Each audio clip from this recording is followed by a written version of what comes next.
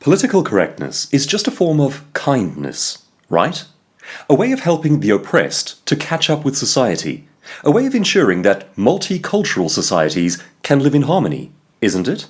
It turns out the reality is not even close. If you want to do irreparable harm to the poor, to the oppressed, and to society at large, there is no more effective tool than political correctness. It is flat out evil. I'll prove it to you right now.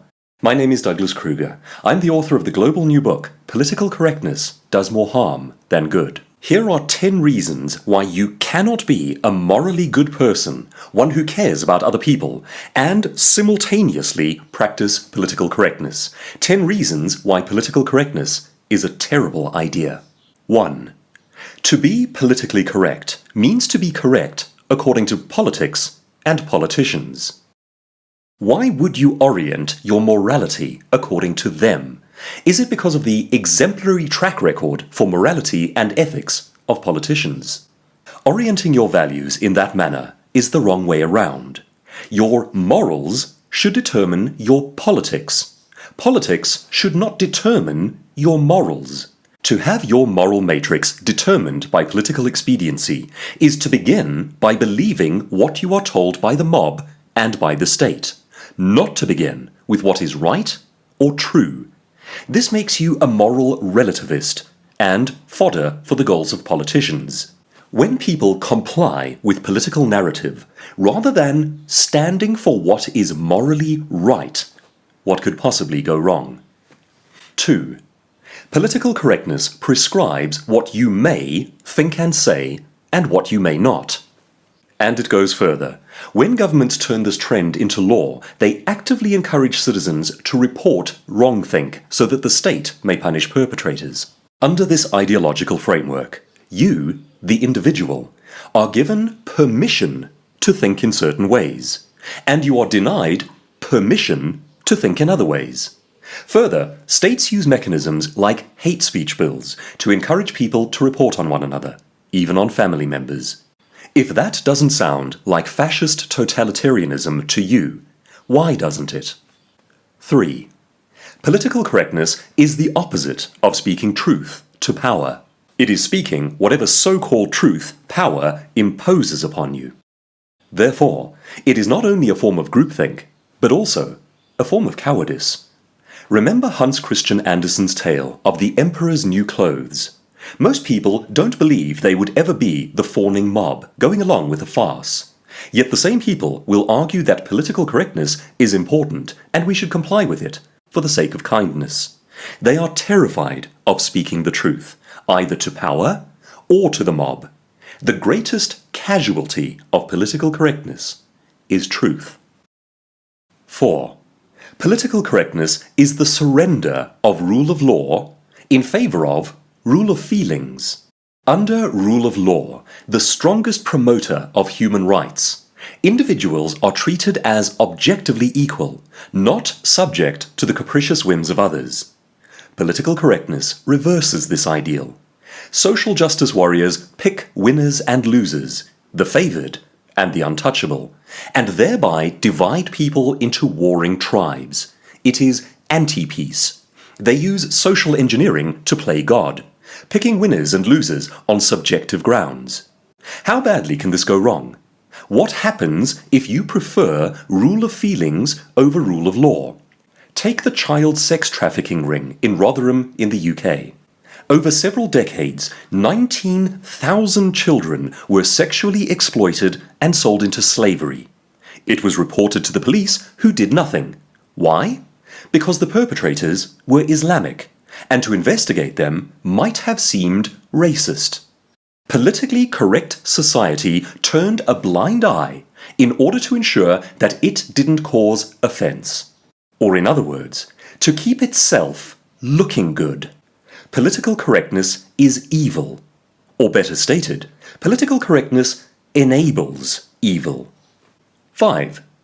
Political correctness was invented by communists. The first use of the term politically correct has been traced back to 1921 to Soviet Russia and to a government publication similar to Pravda. The concept was employed and disseminated by the Communist Party of the Soviet Union as a way to keep the masses in check. To be politically correct is to comply with a thought-policing phenomenon invented by Russian communists. 6. When society becomes accustomed to elevating so-called kindness over truth, intentions over outcomes, we start to do the same in economics. In doing so, we hurt the poor. Here's an example. The American black population was emancipated from slavery by the conservative Christian Republican Party in 1862. In the next century, between 1900 and the 1960s, their material wealth and economic prosperity rose sharply, in lockstep with the expansion of their liberties and legal rights. Then, in the 1960s, their progress came to a dead halt. What happened? Progressive Democrat Lyndon B. Johnson declared war on poverty and massively expanded the welfare state. Sounds like a kind and politically correct thing to do, doesn't it? What it actually did was decimate black families and communities, incentivizing women to fall pregnant young, incentivizing young men to leave the pregnant young woman, and incentivizing those who might have built families, businesses, and careers to wed their interests to the state instead. Johnson's war on poverty is responsible for incentivizing generational cycles of poverty in black America. All of this was sold, and is still sold, as a form of kindness, intentions over outcomes. South Africa has likewise spent 25 years practicing kindly socialist policies and growing poorer. With friends like that, who needs enemies? 7. Political correctness is anti-truth and anti-science. A man is a woman if he says so. There are multiple genders. Men can have periods. Can you say these things with a straight face? Are you scared of being called a bigot if you don't? Then repeat after me. The emperor's new robes are beautiful. I've never seen anything so amazing. The party of science, indeed. 8. Politically correct fads are the same thing as child abuse. Take the latest one, parents becoming famous by telling the world that their 3-year-old boy is actually a girl. The scientific research on this topic indicates that between 75 to 96% of children with gender dysphoria simply outgrow it if left to do so. That is, unless an enlightened, liberal parent floods their child's body with hormones of the opposite sex prior to puberty in order to halt and alter their natural development, and then surgically and irreversibly mutilates their genitalia.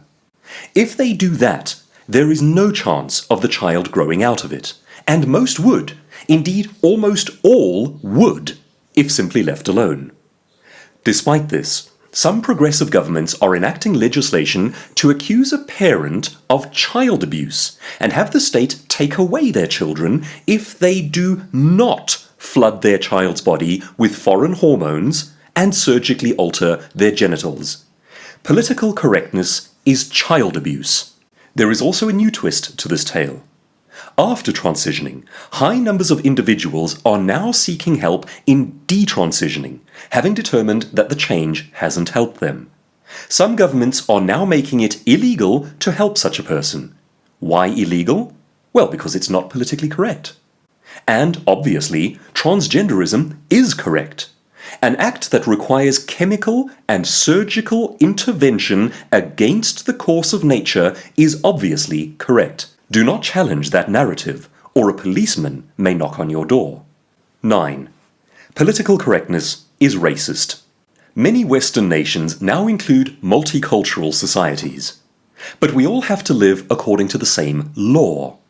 If someone breaks that law, covering it with kindness is not the morally correct thing to do. It is condescending, it is racist, and it permits harm to flourish. In its failure to hold any other demographic accountable to the same standards, on the unstated ground that you don't think they can live up to such standards, is patronizing and elitist. Why don't you think that they can live up to the same standards? Be honest. Is it because they're not as good as you? And finally, 10. Political correctness is anti-humor. Joking about our foibles, our oddities, and those of others is one of the healthiest ways to explore them. When we can all laugh at each other, it's like releasing a massive societal pressure valve. Of all the ways people can explore the differences and come to terms with one another, humor and laughter are the healthiest. To forbid humor on PC grounds is to remove the escape valve. It makes society more brittle. It makes people more paranoid. And it channels resentments into meaner and more violent forms of expression. There are many, many more reasons why morally decent people and people of intellectual integrity cannot and should not be politically correct. And this is in no way to say that they should have bad manners. To conceive of meanness on one side of a scale and political correctness on the other is to get it wrong. It's actually truth on one side and political correctness on the other, and you can insert civility anywhere. You can speak the truth and still be a kind person. This is something that fully developed adults are capable of, without any need for policing. Unless you're the kind of liberal elitist who thinks they can't, and appoints and anoints yourself as the benign overseer, a patronizing father figure who must now police them for their own good. In the end, you can have political correctness, or you can be a morally decent human being, but you absolutely cannot do both.